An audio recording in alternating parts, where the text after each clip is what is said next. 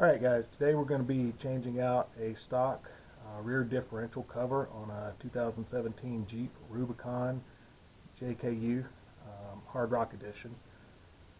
Let's see, I've had the Jeep for a while and live in Utah. Occasionally I go down and play around in Moab, and for a while I've often thought about, is that differential cover that comes stock on it adequate for playing in some of the hard rocks down that I go crawling through. It's a fairly stock Rubicon. I haven't lifted it or anything, and so if you look at the bottom of it, the skid pans, you'll see where it's I've gone through some places where having a 2-inch lift would be nice, I guess. I now understand that saying says, "Oh, I wish I had 2 more inches." Yeah, that's right. And now that you're through laughing, we'll talk about it. So I was down on a trail called Fins and Things. It's a great trail. If you have a Jeep and you ever get to go to down to Moab, I suggest you try it. Been through it 3 or 4 times, and this last time through, I guess I picked a bad line on one of the areas, and I felt as I came off of a little ledge there, a hard knock on the rear differential, and knew I drug the differential off of a rock. So when I got through that obstacle and came back and looked, I was, want to make sure everything was okay, and it looked fine. I could see the bottom of it was banged up a little bit. You can see it too if you look carefully here. But at the time, no leaks, no diff fluid. So I went ahead and finished the day. But by the time I finished playing in Moab that day and headed home, I could already see a small drip. And you can see what it's turned into over the last I guess a week or so of driving while I've been preparing for this. It's just a slow drip. Drips in the garage. I keep a piece of cardboard under it there to kind of collect the drips. I've checked the fluid. It hasn't lost a significant amount, so that's okay. But anyway, we're going to be replacing it and adding a fluid change in while we're at it. So let's get the tools together.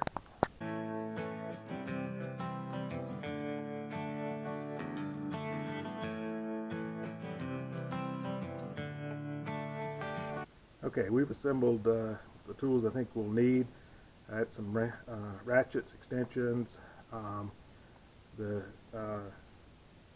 hex nuts or hex bolts that are on the rear end are 1/2 inch, so I got a 1/2 inch there.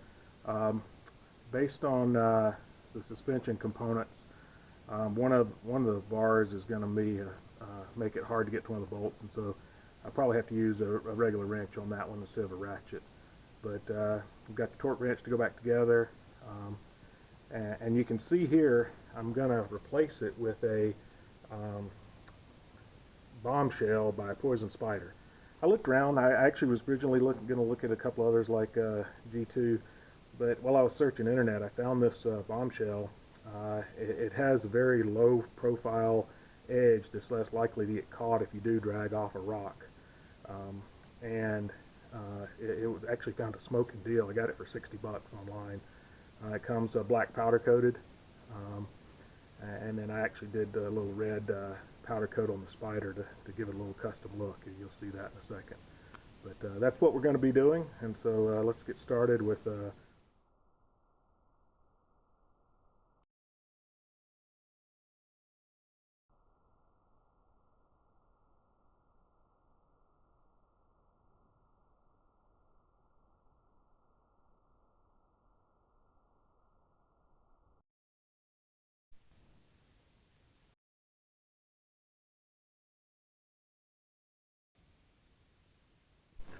Alright, drain plugs out, fill plugs out.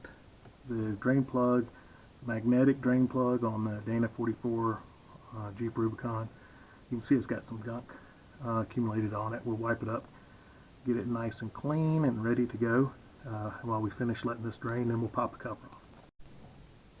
Alright, the fluid's about finished draining. While that was draining, we went ahead and took all but one of the bolts out of the old cover. Got one at the top still in, so that when we break it free it won't fall. And now I'm going to take a dead blow hammer and see if I can knock it loose from the from the differential. Well, several very hard wraps with the dead blow hammer didn't completely do it, so I ended up taking my chisel and very lightly using it to kind of spread the two without making sure I wasn't angling in towards the differential gasket surface, because I wanted to protect that. And just a couple of little taps there was enough to get an air gap where I could go ahead and pry it free. Alright, cover's off.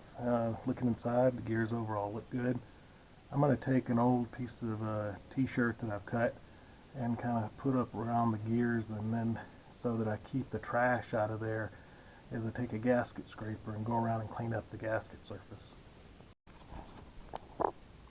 No real secret to gasket scraping, just carefully work your way. I try to keep a low profile as I'm scraping so that I don't dig in and scar the surface, but just work through it.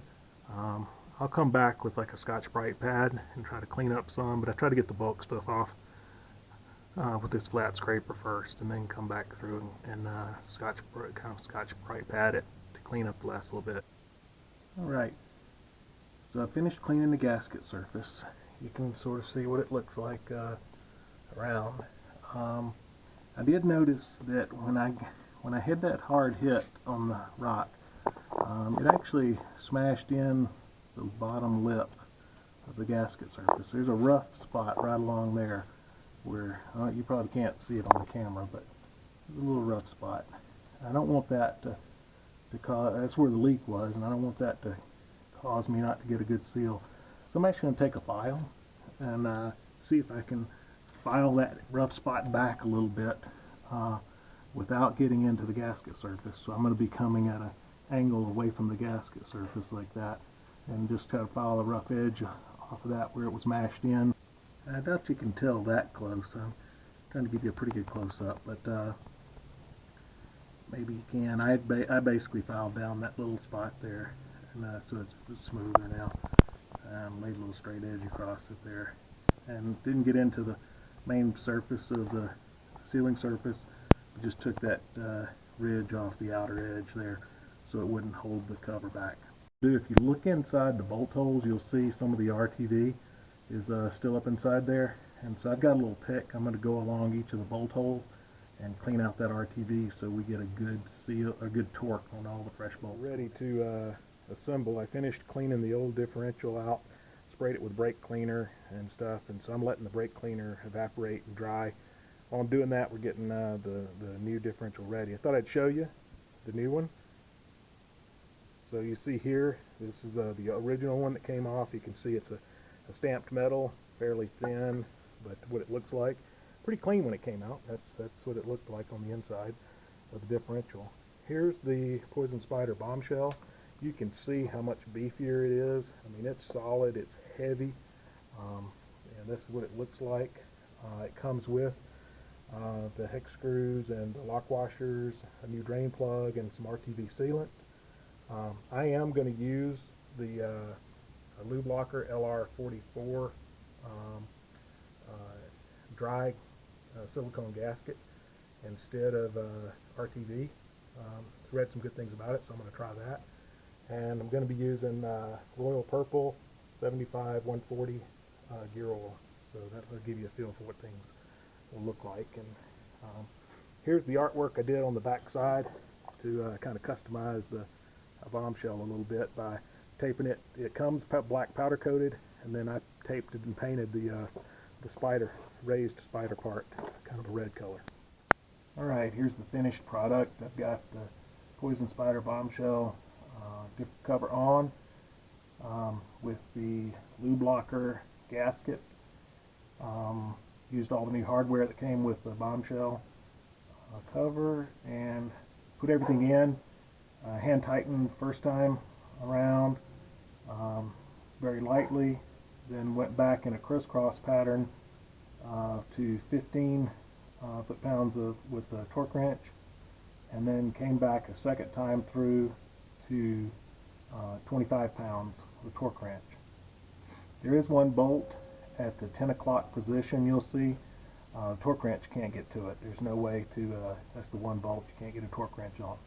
So I used a long box end wrench and just tried to approximate what I thought was somewhere between 20 to 25 foot-pounds of torque based on how hard I was having to put force on the torque wrench. And I used a same length cheater on the box end wrench and put about the same amount of force. So I had to just approximate somewhere between 20 and 25 pounds on that one bolt, because there's no way to get the torque wrench on that one. But otherwise, got it filled up with Royal Purple 75 W140 weight oil. Everything's in, and it's ready to just clean up.